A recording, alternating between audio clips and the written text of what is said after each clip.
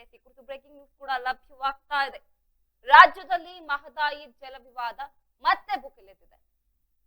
ಇನ್ನೇನು ಇವತ್ತೆಲ್ಲ ನಾಳೆ ಸರಿ ಹೋಗುತ್ತೆ ಅಂತ ಅನ್ಕೊಳ್ತಿದ್ದ ಹಾಗೆ ಮತ್ತೆ ನ್ಯಾಯಮಂಡಳಿ ಅವಧಿಯನ್ನ ವಿಸ್ತರಣೆ ಕೂಡ ಮಾಡಿರುವಂತದ್ದು. ಇನ್ನು ಈ ಕುರಿತು ಮತ್ತೆ ರೈತ ಮುಖಂಡರು ಆಕ್ರೋಶವನ್ನ ವ್ಯಕ್ತಪಡಿಸಿದ್ದಾರೆ. 6 ತಿಂಗಳು ನ್ಯಾಯಮಂಡಳಿ ಅವಧಿಯನ್ನ ವಿಸ್ತರಣೆ ಮಾಡಿರೋದು ಇದೀಗ ನಿಜಕ್ಕೂ ರೈತ ಮುಖಂಡರ ಕೋಪಕ್ಕೆ ತುತ್ತಾಗ್ತದೆ. 2018ರ ಮಧ್ಯಂತರ ತೀರ್ಪಿನ ನೀರು ಕೂಡ ಇನ್ನೂ ಬಂದಿಲ್ಲ. ಇನ್ನು ಈ ಒಂದು ವಿಚಾರವಾಗಿ ಇದೀಗ ದಿನದಿಂದ ದಿನಕ್ಕೆ ರೈತ ಮುಖಂಡರು ಆಕ್ರೋಶವನ್ನ ವ್ಯಕ್ತಪಡಿಸ್ತಾ ಇದ್ದಾರೆ. ಮಹದಾಯಿ ಅಂತಿಮ ತೀರ್ಪು ವಿಳಂಬ ಆಗ್ತಾ ಇದೆ, ಯಾಕೆ ನಮ್ಗೆ ಇಲ್ಲಿ ಅನ್ಯಾಯ ಆಗ್ತಾ ಇದೆ ಅನ್ನೋದು ನಿಟ್ಟಿನಲ್ಲಿ ಆಕ್ರೋಶವನ್ನ ವ್ಯಕ್ತಪಡಿಸ್ತಾ ಇದ್ದಾರೆ. ಕೆರಳಿ ಕೆಂಡವಾಗ್ತಾ ಇದ್ದಾರೆ ಮಹದಾಯಿ ಹೋರಾಟಗಾರರು. ಏನು ಮಹದಾಯಿ ಜಲ ವಿವಾದ ನ್ಯಾಯಮಂಡಳಿಯ ಅವಧಿಯನ್ನ ಮತ್ತೆ 6 ತಿಂಗಳು ವಿಸ್ತಾರ ಮಾಡಿರೋದು ಇದೀಗ ಕಹಳೆ ಮೊಳಗುವ ಸಾಧ್ಯತೆಗಳು ಕೂಡ ಎದ್ದು ಕಾಣ್ತಾ ಇದೆ. ರಾಜ್ಯದಲ್ಲಿ ಮತ್ತೆ ಮಹದಾಯಿ ಜಲ ವಿವಾದ ವಿಕೋಪಕ್ಕೆ ತಿರುಗ್ತಾ ಇದೆ.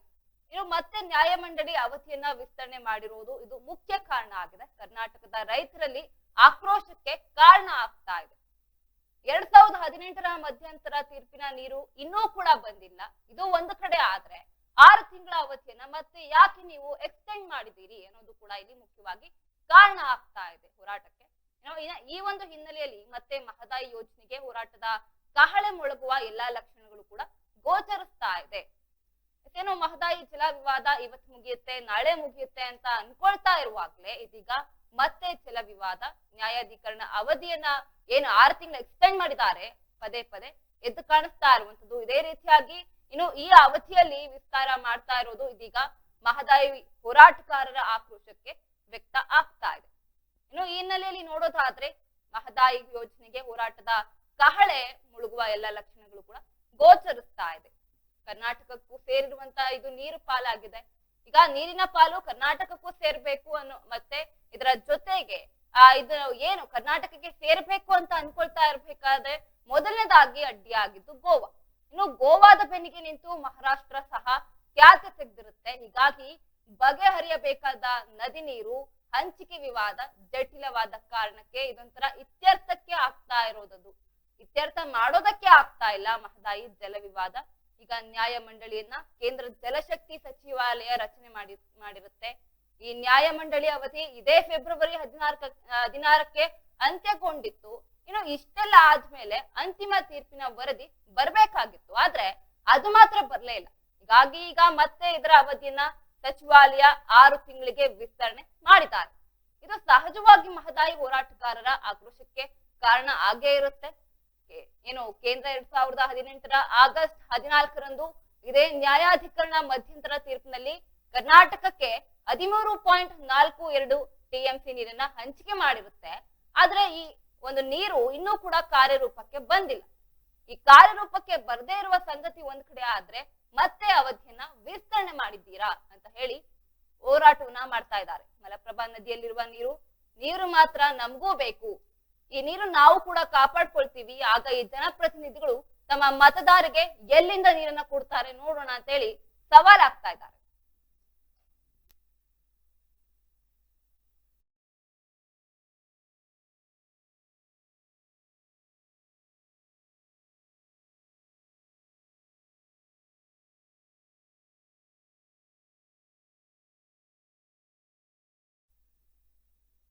ಇಲ್ಲಿ ಮುಖ್ಯವಾಗಿ ನೋಡೋದಾದ್ರೆ ಮಲಪ್ರಭಾದಿಂದ 4 ಜಿಲ್ಲೆಗಳಿಗೆ ಬರ್ತಾ ಇರುವಂತ ನೀರಿನಲ್ಲಿ ಬಹುತೇಕ ರೈತರ ಹೆಸರಿನಲ್ಲಿ ಹಂಚಿಕೆ ಆಗ್ತಾ ಇದೆ. ಹೀಗಾಗಿ ಈ ನೀರನ್ನ ಕೊಡಬೇಡಿ ಅಂತ ಹೋರಾಟ ಮಾಡಿದ್ರೆ ಏನಾಗುತ್ತೆ ಊಹೆ ಮಾಡಿ ಅಂತ ಹೇಳಿ ಮಹದಾಯಿ ಹೋರಾಟಗಾರರು ಎಚ್ಚರಿಕೆಯನ್ನ ಕೊಡ್ತಾ ಇದ್ದಾರೆ.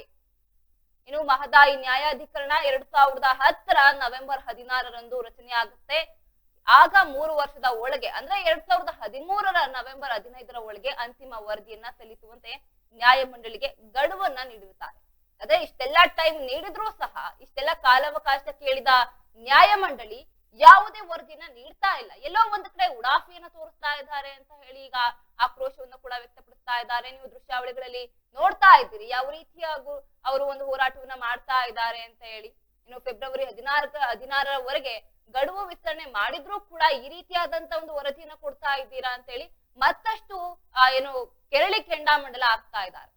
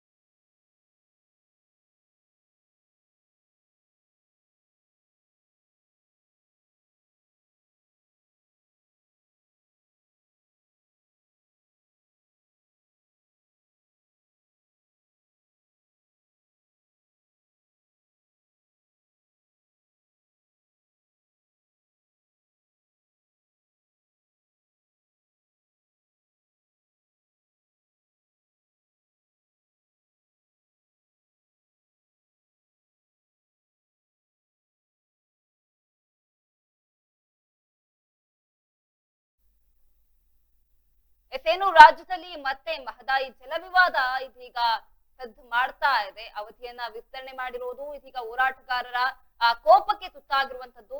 ಈಗ ನಮ್ ಜೊತೆ ಮಾತನಾಡೋದಕ್ಕೆ ದೂರವಾಣಿ ಸಂಪರ್ಕದ ಮೂಲಕ ರೈತ ಮುಖಂಡರಾದಂತ ಚುನ್ನಪ್ಪ ಪೂಜಾರಿ ಅವರು ಕೂಡ ನಮ್ ಜೊತೆ ದೂರವಾಣಿ ಸಂಪರ್ಕದ ಮೂಲಕ ಇದ್ದಾರೆ. ಸರ್ ನಮಸ್ಕಾರ. ನಮಸ್ಕಾರ. ಏನ್ ಹೇಳ್ತೀರಾ, ಈಗ ರಾಜ್ಯದಲ್ಲಿ ಒಂದು ಮಹದಾಯಿ ಜಲ ವಿವಾದ ಎಲ್ಲರ ಹೋರಾಟದ ಕೋಪಕ್ಕೆ ತುತ್ತಾಗಿರುವಂತದ್ದು, ಮತ್ತೆ 6 ತಿಂಗಳು ಎಕ್ಸ್ಟೆಂಡ್ ಮಾಡಿದ್ದಾರೆ. ಇದ್ರ ಬಗ್ಗೆ ನೀವು ಮೊದಲನೇದಾಗಿ ಏನ್ ಹೇಳ್ತೀರಾ? ಮೊದಲನೇದಾಗಿ ಹೇಳ್ಬೇಕಂದ್ರಮ್ಮ, ಇದು ಒಂಥರ ಇದು ಒಂದ್ ಚೆಲ್ಲಾಟ ಆಡಿದಂಗ್ ಮಾಡಿದಾರ ಈ ರೈತರ ಮೇಲ. ಯಾಕಂತಂದ್ರ ನಾವೇನೋ ಇವತ್ತು ನೀರ್ ಬರ್ತೈತಿ ನಾಳೆ ನೀರ್ ಬರ್ತೈತಿ ಅಂತೇಳಿ ನಾವ್ ಆಸೆ ಇಟ್ಕೊಂಡ್ ಹೋರಾಟ ಮಾಡಿ ಇದೊಂದ್ ದೊಡ್ಡ ತಾರೀಕೆ ಕಂತ ಹೋದ್ರ ಇವ್ರ ಅದನ್ನ 6 ತಿಂಗಳ ಇದ ಹೇಳಿ ಕಾನೂನು ತೊಡಕ್ ಹೇಳಿ ಸಾವಿರಾರನ್ನ ನಮ್ ರೈತರನ್ನ ದಿಕ್ ತಪ್ಪಿಸುವಂತದಾಕತಿ. ಇದಕ್ಕ ಈ ರಾಜಕಾರಣ ಇಚ್ಛಾಶಕ್ತಿ ಕಡಿಮೆ ಇದೆ ಅಮ್ಮ. ಇದು ಕೇಂದ್ರ ಸರ್ಕಾರ ಇರ್ಲಿ ರಾಜ್ಯ ಸರ್ಕಾರ ಇರ್ಲಿ, ಇವ್ರಿಗೆ ಇಚ್ಛಾಶಕ್ತಿ ಇಲ್ಲ.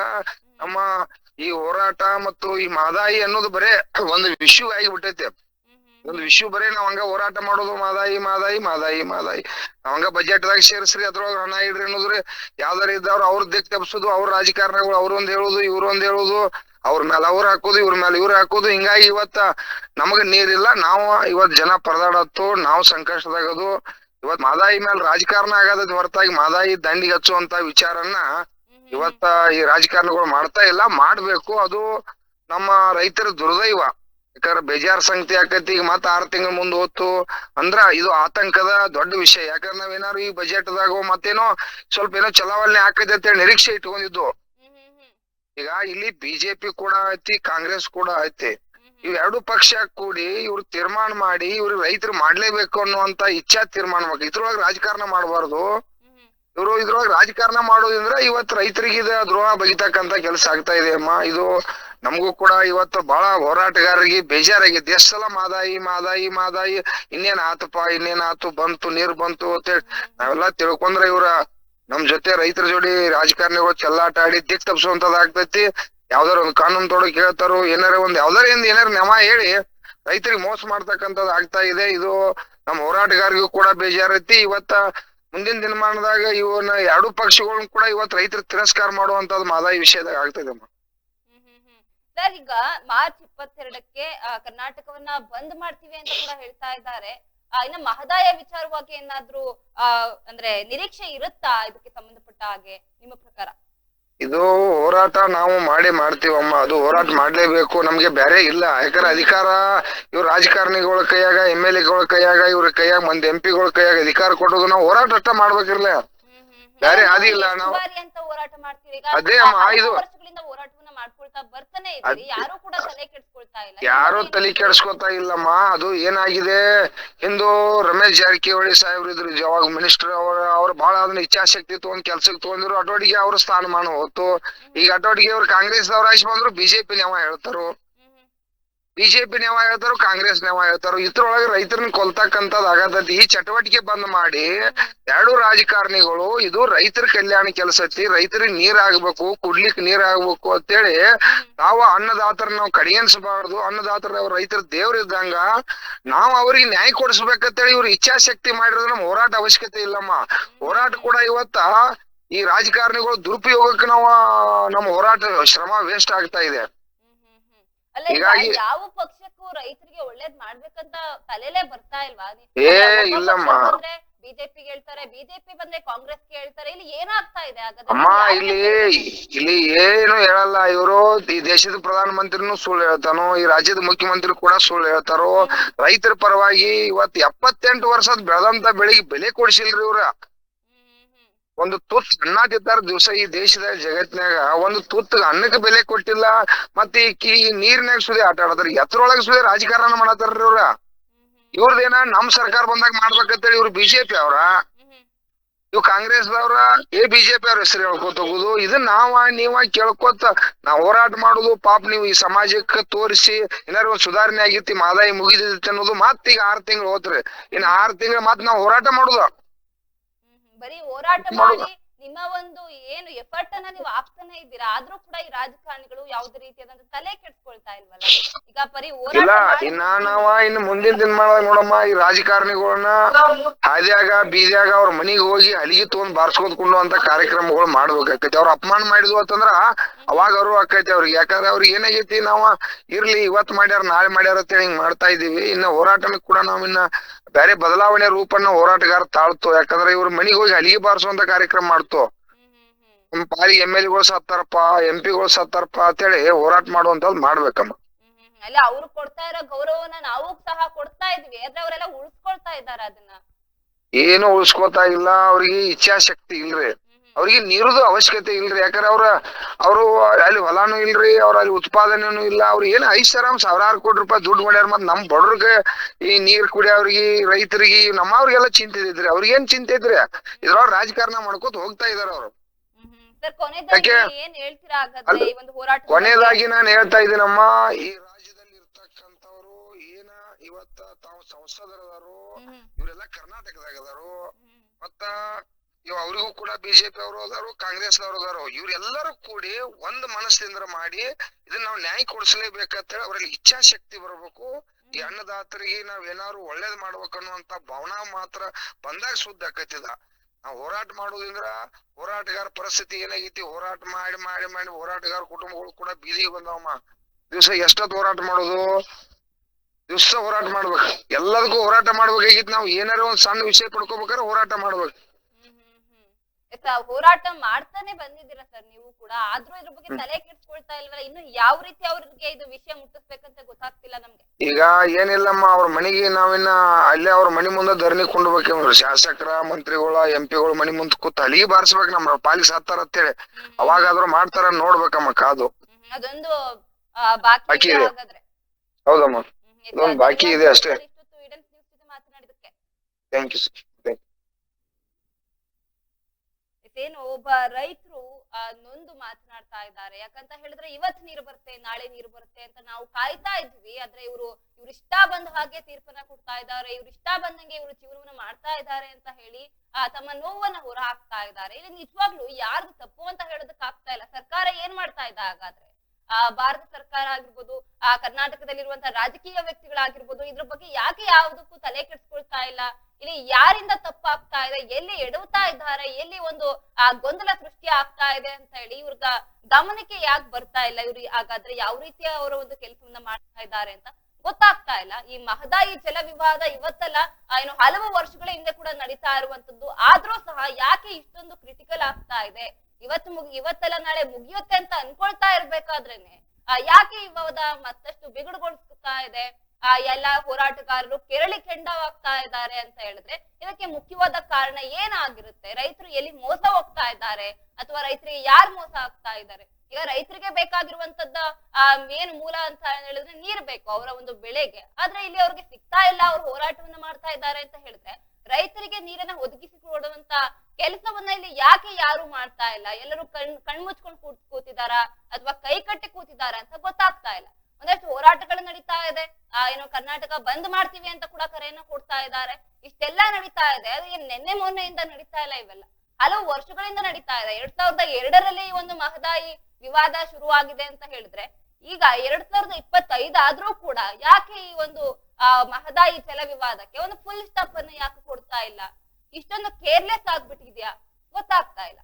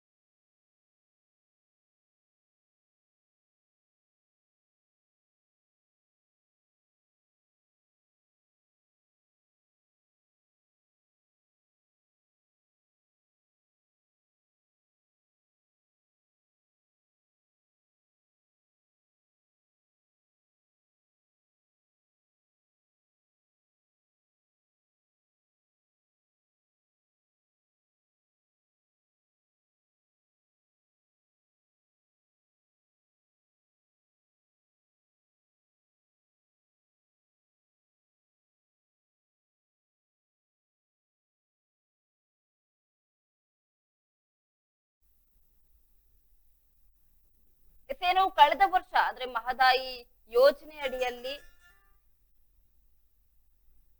ಮಹದಾಯಿ ಬಳಿಗೆ ಸರ್ವಪಕ್ಷ ನಿಯೋಗ ಕರೆದೊಯ್ಯೋದಕ್ಕೆ ತೀರ್ಮಾನ ಕೂಡ ಮಾಡುತ್ತೆ. ಮಹದಾಯಿ ಯೋಜನೆಗೆ ವನ್ಯಜೀವಿ ಮಂಡಳಿ ಅನುಮತಿ ನಿರಾಕರಣೆಯನ್ನ ಕೂಡ ಮಾಡಿರುವ ಹಿನ್ನೆಲೆಯಲ್ಲಿ ಈ ಹಿಂದೆ ಪ್ರಧಾನಿ ನರೇಂದ್ರ ಮೋದಿ ಅವರನ್ನು ಕೂಡ ಭೇಟಿ ಮಾಡಿರ್ತಾರೆ. ಏನು ವನ್ಯಜೀವಿ ಮಂಡಳಿ ಅನುಮತಿಯನ್ನ ನಿರಾಕರಣೆ ಮಾಡಿದ ಹಿನ್ನೆಲೆಯಲ್ಲಿ ಪ್ರಧಾನಿ ಬಳಿಗೆ ಸರ್ವಪಕ್ಷ ನಿಯೋಗ ಕರೆದು ಹೋಗೋದಕ್ಕೆ ರಾಜ್ಯ ಸರ್ಕಾರ ತೀರ್ಮಾನ ಮಾಡುತ್ತೆ.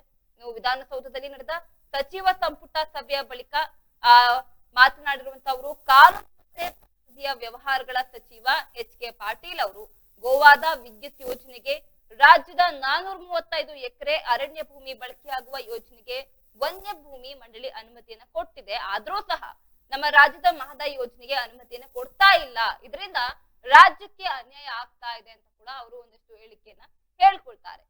ಏನು ಈ ಒಂದು ಮಹದಾಯಿ ಯೋಜನೆ ವಿವಾದ ಇವತ್ತಿಂದಲ್ಲ ಹಲವು ವರ್ಷಗಳ ಹಿಂದೆಯಿಂದ ಕೂಡ ಆಗಿರುತ್ತೆ. ಆದ್ರೂ ಸಹ ಯಾವುದೇ ರೀತಿಯಾದಂತ ಒಂದಷ್ಟು ಹೇಳಿಕೆಗಳು ಬರ್ತಾ ಇಲ್ಲ. ಬನ್ನಿ ಇದ್ರ ಬಗ್ಗೆ ಮಾತನಾಡೋದಕ್ಕೆ ರವಿ ಪಾಟೀಲ್ ಆದ ರೈತ ಮುಖಂಡರು ಸಹ ದೂರವಾಣಿ ಸಂಪರ್ಕದ ಮೂಲಕ ನನ್ನೊಟ್ಟಿಗಿದ್ದಾರೆ. ಸರ್ ನಮಸ್ಕಾರ. ನಮಸ್ತೆ. ವಿವಾದ ಇದೆಯಲ್ಲ ಇದು ಇವತ್ತೊಂದು ನೆನೆದಲ್ಲ, ಹಲವು ವರ್ಷಗಳಿಂದ ನಡೀತಾನೆ ಇದೆ. ಆದ್ರೂ ಸಹ ಇದಕ್ಕೆ ಒಂದು ಸರಿಯಾದ ಒಂದು ತೀರ್ಪು ಬರ್ತಾ ಇಲ್ಲ. ಇದ್ರ ಬಗ್ಗೆ ನೀವೇನ್ ಹೇಳ್ತೀರಾ? ಮೇಡಮ್, ಒಂದ್ ಮಾತು ಹೇಳ್ಬೇಕಂದ್ರೆ ಈ ರಾಜಕಾರಣಿಗಳು ತಮ್ಮ ಅಧಿಕಾರದ ಆಶೆಗೆ ತಮ್ಮ ಪ್ರಣಾಳಿಕೆ ಒಳಗ್ ಮಾಡಿ ಆಯ್ಕೆ ಆಗಿ ಬಂದಂತ ವ್ಯಕ್ತಿಗಳು ಇವರು. ಸುಮಾರು ವರ್ಷಗಳಿಂದ ಮಹದಾಯಿ ನದಿ ಜೋಡಣೆ ಸಂಬಂಧ ಈ ಒಂದು ಬಾಗಲಕೋಟೆ ಇರ್ಬೋದು, ಆಮೇಲೆ ಈ ಗದಗ ಜಿಲ್ಲೆ ಇರ್ಬೋದು, ನರಗುಂದಾಗ ಎಷ್ಟೋ ಲಾಠಿ ಚಾರ್ಜ್ ಸಹಿತ ಮಾಡಿಸಿದಾರ ರಾಜಕಾರಣಿಗಳು ಪೊಲೀಸರ ಮುಖಾಂತರ ರೈತರನ್ನ. ನಾವೇನ್ ಕೇಳತ್ತವು, ನಮ್ಮ ದನಕರಗಳಿಗೆ ಕುಡಿಯಾಕ ನೀರು, ನಮಗ್ ಕುಡಿಯಾಕ ನೀರು, ಆಮೇಲೆ ನಮ್ಮ ಜಮೀನುಗಳಿಗೆ ನೀರು. ಅದು ನೀರು ಮಹಾರಾಷ್ಟ್ರದಿಂದ ಬಂದು ಗೋವಾಕ ಹರಿದು ಹೊಂಟತಿ. ಇಂತಿಷ್ಟು ನೀರ್ ಅದು ವೇಸ್ಟ್ ಆಗುವಂತ ನೀರ್ನ ಕಳಸಾ ಬಂಡೂರಿ ಇದನ್ನ ಜೋಡಣೆ ಮುಖಾಂತರ ಈ ಕಡೆ ಎಲ್ಲಾ ಮಲಪ್ರಭಾ ನದಿ ಮುಖಾಂತರ ಇದು ಎಲ್ಲಾ ರೈತರಿಗೆ ಒಂದು ಸಮೃದ್ಧವಾಗಿ ತಲುಪುವಂತ ಕೆಲಸ ಆಗ್ಬೇಕದು. ನಾವು ಒಂದು ಸರ್ಕಾರ ರಚನೆ ಮಾಡಿ ಅದಕ್ ಕೊಟ್ಟಿರ್ತವಪ್ಪ ಅಂತಂದ್ರ ಕಷ್ಟ ಸುಖಗಳಿಗೆ ಪ್ರಜೆಗಳಿಗೆ ಭಾಗ್ಯ ಆಗ್ಲಿ ರಾಜಕಾರಣಿಗಳು ಅಂತೇಳಿ ಆ ಸರ್ಕಾರಗಳು ನಾವು ರಚನೆ ಮಾಡಿರ್ತಾವ. ಆದ್ರೆ ಇವ್ರ ಏನ್ ಮಾಡ್ತಾರ ಮೇಡಮ್, ತಮ್ಮ ಆಸೆ ಆಕಾಂಕ್ಷೆ ತಮ್ಮನ ಇವನು ಮಾಡ್ಕೊಂತ ಇವ್ರು ಏನೇನೋ ಮಾಡಿ ರೈತ ಕುಲನ್ನ ನಿಗರ್ ಬಿಡುವಂತ ಕೆಲಸ ಎರಡೂ ಪಕ್ಷಗಳು, ಬಲಿಷ್ಠ ಪಕ್ಷಗಳು ಎರಡೂ ಮಾಡತಾವ.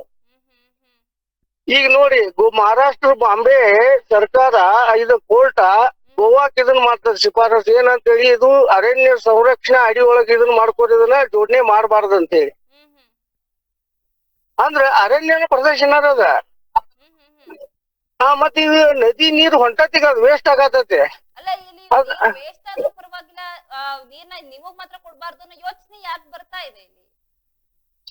ಮೇಡಮ್ ಏನನ್ನತಂದ್ರಿ, ಈಗ ನವಲ್ಗುಂದ್ MLA ಇರ್ಬೋದು, ಈ ಪ್ರಹ್ಲಾದ್ ಜೋಶಿ ಅವ್ರು ಇರ್ಬೋದು ಧಾರವಾಡ, ಇವ್ರು ಏನ್ ಮಾಡ್ರು, ಬಿಜೆಪಿ ಅವರು ನಾವು ಇದನ್ನ ಕಳಸಾ ಬಂಡೂರಿ ಜೋಡಣೆ ಮಾಡ್ತೇವ ಅಂತೇಳಿ ಅಧಿಕಾರಕ್ಕೆ ಆರಿಸಿ ಬಂದವ್ರಿ ಇವ್ರ. ಈಗ ಕೋನ್ ರೆಡ್ಡಿ ಚಾಲೂ ಮಾಡಿದಾನ್ರಿ.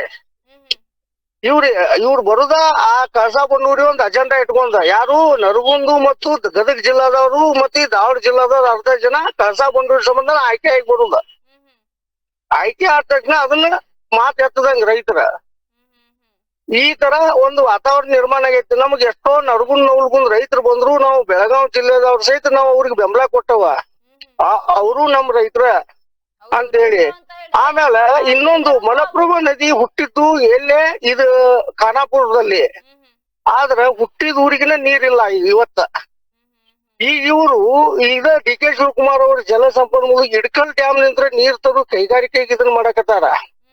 ಆದ್ರ ಅಲ್ಲಿ ಜಮೀನ್ ರೈತರು ರೇಟ್ಲೆ ಸಿಕ್ಕಾಪಟ್ಟೆ ತಗೊಂಡು ಇನ್ನೂ ಸ್ವಲ್ಪ ರೊಕ್ಕಾನು ಕೊಟ್ಟಿಲ್ಲ. ಅಲ್ಲಿ ನೀರಾವರಿ ಆಗ್ಲಿ ಅಂತ ಹೇಳಿ ನಮ್ ರೈತರು ಅದನ್ನ ಜಮೀನ್ಗಳು ಕೊಟ್ರ ಅಲ್ಲಿ ನೀರ್ ಬೇರೆ ಜಿಲ್ಲೆಗೆ ಒಯ್ಯಾಕತ್ತಾರ.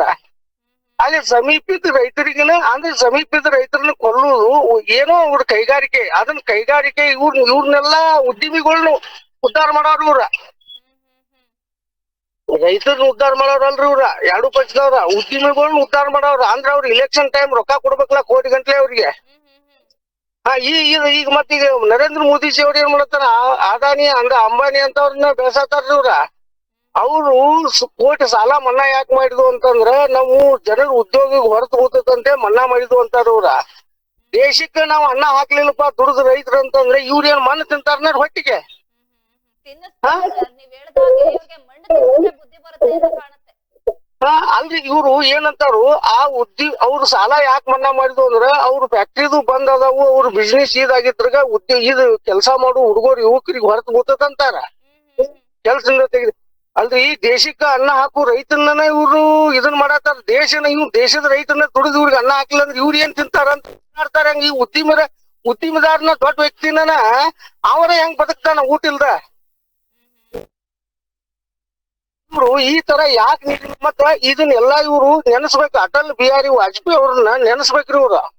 ಅಟಲ್ ಬಿಹಾರಿ ವಾಜಪೇಯಿ ಅವ್ರ ತತ್ವ ಸಿದ್ಧಾಂತ ಮತ್ತ ಅವ್ರ ವಿಚಾರಗಳು ಏನಿದ್ದುಲ್ಲ ಅದನ್ನ ಅವ್ರ ನನಸುಗಳನ್ನ ಕನಸು ಮಾಡುವಂತ ಕೆಲಸ ಮಾಡ್ಬೇಕ. ಯಾಕಂದ್ರ ಅವ್ರು ಇನ್ನ 5 ವರ್ಷ ಬಂದಿರಿ ಇಡೀ ದೇಶದ ನದಿ ಜೋಡಣೆ ಐತ್ರ ಅವ್ರದ.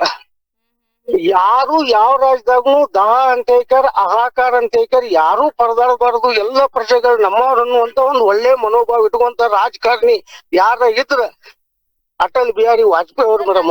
ಅರ್ಥ ಆಗ್ತಿಲ್ಲ, ರೈತ ದೇಶದ ಬೆನ್ನೆಲುಬು ಅಂತ ಹೇಳ್ತಾರೆ, ಅದ್ರಲ್ಲಿ ಯಾಕೆ ಭೇದ ಭಾವ ಮಾಡ್ತಾ ಇದ್ದಾರೆ ಅಂತ ಗೊತ್ತಾಗ್ತಾ ಇಲ್ಲ ಮೇಡಮ್. ತಮ್ಮ ಮಾಧ್ಯಮದವ್ರಿಗೆಲ್ಲ ಗೊತ್ತು, ಎಲ್ಲೆಲ್ಲಿ ಯಾವ ಒಂದು ಧರ್ಮದವರು ವರ್ಗದವ್ರು ಅದಲ್ಲ ಅಂತಲ್ಲಿ ವಿಷ ಬೀಜ ಬಿತ್ಕ್ಯಾರ, ರಾಜಕಾರಣಿ ಮಾಡಿ ಅಲ್ಲಿ ಎಲ್ಲಾ ಜನರನ್ನ ಒಂದು ಹೊಡಿಯುವಂತ ಕೆಲಸ ಯಾರ ಮಾಡೋರಿದ್ರು ದೇಶದೊಳಗ ಫಸ್ಟ್ ಆಗಿ ಹೇಳ್ತಾನು ರಾಜಕಾರಣಿಗಳ.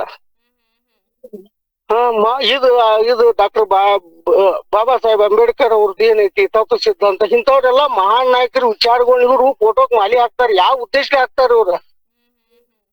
ಇಲ್ಲಿ ಜನ ಯಾಕೆ ಹೋರಾಟ ಮಾಡತಾರ ರೈತರು, ಅವ್ರ ಸಮಸ್ಯೆ ಏನ ಅದನ್ನ ವಿಚಾರ ಮಾಡುವಂತ ಇವ್ರು ಎಲ್ಲಾ ಡಿಗ್ರಿ ಹೋಲ್ಡರ್ಸ್ ಅದಾರ, ಯಾರು MLA ಮಿನಿಸ್ಟರ್ಗಳು ವಿಚಾರ ಮಾಡಿ ಆ ಹೋರಾಟನ ಅಂತಿಗೊಳಿಸ್ಬೇಕು. ಅವ್ರು ಕರೆಕ್ಟ್ ಐತಿ ರೈತ ಕುಲದ್ದು, ಇವನ್ನೆಲ್ಲಾ ರೈತರಿಗೆ ಸರಿಯಾಗಿ ನಾವ್ ಮಾಡೋದ್ರಿಂದ ಯಾವ ಹೋರಾಟ ಮಾಡಂಗಿಲ್ಲ ಅನ್ನುವಂತ ವಿಚಾರ ಇಲ್ರಿ ಇವ್ರದ. ನೀವ್ ಹೇಳಿದ್ರಿ ಡಿಗ್ರಿ ಹೋಲ್ಡರ್ಸ್ ಆಗಿರ್ತಾರೆ ಅಂತ, ಬರೀ ಒಂದು ಸರ್ಟಿಫಿಕೇಟ್ ಇಟ್ಕೊಂಡ್ರೆ ಸಾಲದು. ಯಾವ್ದು ಸರಿ, ನಾವೇನ್ ಮಾಡ್ತಾ ಇದೀವಿ ರಾಜಕಾರಣಿಯಾಗಿ, ರೈತರಿಗೆ ನಮ್ ಕಡೆಯಿಂದ ಏನ್ ಆಗ್ತಾ ಇದೆ ಇದನ್ನು ಸಹ ಯೋಚನೆ ಮಾಡ್ಬೇಕಲ್ವಾ ರಾಜಕಾರಣಿಗಳಾಗಿ? ಮಾಡ್ಬೇಕಲ್ರಿ, ಎಲ್ಲಾ ಮಾಡ್ಬೇಕಲ್ರಿ. ಮತ್ತೀಗ ಸಂಬಂಧಪಟ್ಟಂಗ ಸಚಿವರಾದ್ರ ಹೆಸರಿಗೆ ಸಚಿವ ಮತ್ತ ಏನು ಮಾಡ್ಲಿಲ್ಲ ಸಚಿವ ಸ್ಥಾನ ಎದಕ್ರ ಅವಂಗ? ಈಗ ಮತ್ತ ಮುಖ್ಯಮಂತ್ರಿಗಳು ಇವ್ರು ನುಡಿದಂತೆ ನಡೆದು ಅಂತಾರ. ಅವ್ರು ಏನ್ ನಡ್ಯಾಕೆ ಇವ್ರ ಮನಿಗಳು ಆಸ್ತಿ ಕೊಡತಾರ ಇವ್ರ?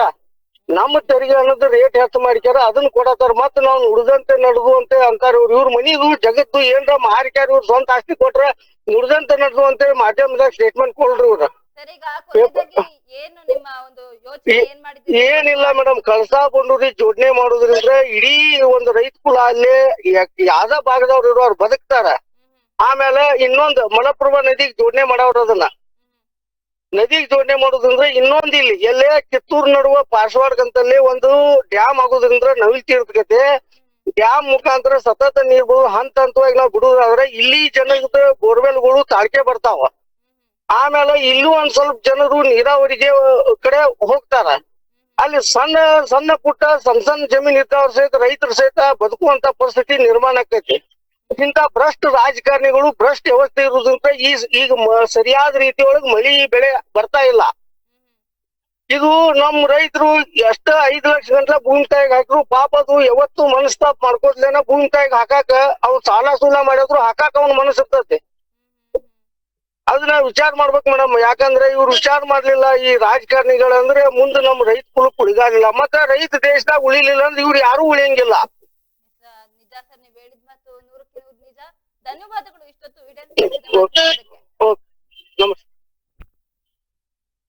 ಏನು ರೈತರು ನೋವಿನಿಂದ ಮಾತನಾಡ್ತಾ ಇದ್ದಾರೆ. ನೀರು ಸಿಗ್ತಾ ಇಲ್ಲ ಅನ್ನೋ ಒಂದು ಬೇಜಾರು ಅವ್ರನ್ನ ಏನ್ ಮಾತನಾಡ್ತಾ ಇದೆ ಅಂತಾನೆ ಗೊತ್ತಾಗ್ತಾ ಇಲ್ಲ. ಒಟ್ಟಾರೆಯಾಗಿ ಇಲ್ಲಿ ಮುಖ್ಯವಾದ ಪಾತ್ರ ಯಾರ್ದಾಗಿರುತ್ತೆ ಅಂತ ಹೇಳಿದ್ರೆ ರಾಜಕೀಯ ವ್ಯಕ್ತಿಗಳು. ಆ ಒಂದು ಪಕ್ಷದ ಏನು ಒಂದಷ್ಟು ಅವರ ಜವಾಬ್ದಾರಿಗಳನ್ನ ತಗೊಂಡಿರ್ತಾರೆ, ಅದನ್ನೆಲ್ಲ ಇವ್ರು ಯಾಕೆ ನಿಭಾಯಿಸ್ತಾ ಇಲ್ಲ, ರೈತರಿಗೆ ಯಾಕೆ ಈ ರೀತಿಯಾಗಿ ಭೇದ ಭಾವ ಆಗ್ತಾ ಇದೆ ಅಂತ ತಿಳಿತಾ ಇಲ್ಲ. ಏನು ದೇಶದ ಬೆನ್ನೆಲುಬು ರೈತ ಅಂತ ಹೇಳ್ತಾರೆ, ಆದ್ರೆ ಇಲ್ಲಿ ನೀರನ್ನ ಬಿಡೋದಕ್ಕೆ ಯಾಕೆ ಇವ್ರು ಹಿಂದೆ ಮುಂದೆ ನೋಡ್ತಾ ಇದ್ದಾರೆ, ಯಾಕೆ ಭೇದ ಭಾವ ಮಾಡ್ತಾ ಇದ್ದಾರೆ? ನಮ್ಮ ಒಂದು ದೇಶದಲ್ಲಿ, ಅದು ನಮ್ಮ ಒಂದು ರಾಜ್ಯದಲ್ಲಿ ರೈತರು ನೀರಿಗಾಗಿ ಪರದಾಟ ನಡೆಸ್ತಾ ಇದ್ದಾರೆ. ವರ್ಷಾನುಗಟ್ಟಲೆ ಹೋರಾಟವನ್ನ ಮಾಡ್ತಾ ಇದ್ರು. ಸರಿಯಾದ ರೀತಿಯಲ್ಲಿ ಒಂದು ತೀರ್ಪು ಸಿಗ್ತಾ ಇಲ್ಲ ಅಂತ ಹೇಳಿದ್ರೆ ಇಲ್ಲಿ ಎಲ್ಲಿ ಒಂದಷ್ಟು ಅವರು ಬೇಜವಾಬ್ದಾರಿತನವನ್ನ ತೋರಿಸ್ತಾ ಇದ್ದಾರೆ ರೈತರ ವಿಚಾರದಲ್ಲಿ, ಯಾರು ಈ ತರ ಎಲ್ಲ ಮಾಡ್ತಾ ಇದ್ದಾರೆ? ಒಬ್ರಿಗೂ ಸಹ ರೈತರ ಮೇಲೆ ಕಾಳಜಿ ಅನ್ನೋದಿಲ್ವಾ? ಇಷ್ಟೆಲ್ಲ ಕಣ್ಣು ಮುಂದೆ ಕಷ್ಟ ಪಡ್ತಾ ಇದ್ರು, ಕೈ ಚೆಲ್ಲಿ ಯಾಕೆ ಕೂತಿದ್ದಾರೆ ಅನ್ನೋದು ಯಕ್ಷ ಪ್ರಶ್ನೆ ಆಗ್ತಾ ಇದೆ.